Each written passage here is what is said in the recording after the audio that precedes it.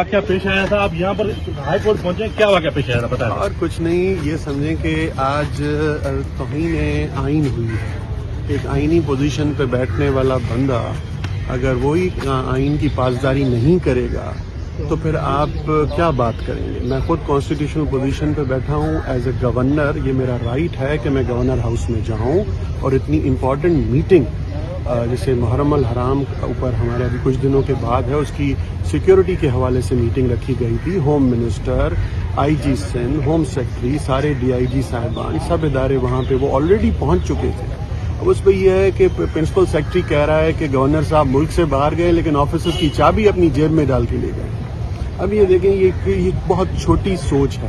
اس سوچ کو آپ کیا کہیں گے؟ جب ہم دیکھیں، being a political worker, Pakistan Peoples Party سے میرا تعلق ہے، میں اسپیکر سندھ اسمبلی بنا، اس وقت میرے پاس چارج ہے گورنر کا. تو آئین کی پاسداری کرنا ہمارے لیے اولین فرض ہونا چاہیے. بس اسی طریقے سے استعمال ہو رہا ہے گورنر ہاؤس کا، جو ہونا نہیں چاہیے. سر، آپ کی ملاقات ہوئی ہے سی ایم صاحب سے، تو ان کا کیا کہنا ہے اس حوالے سے؟ دیکھیں، ملاقات ابھی ہوئی نہیں ہے، ملاقات ابھی ہوگی. ضرور میں لکھوں گا اس پہ، پریزیڈنٹ صاحب کو بھی لکھوں گا، سب کو لکھوں گا کہ اگر اس طریقے کی طریقہ کار چلتا رہا تو پھر اس کو اب اس لیے میں یہاں آیا ہوا ہوں کہ کوشش کریں گے کہ اس سے کوئی اچھا فیصلہ نکل آئے گا.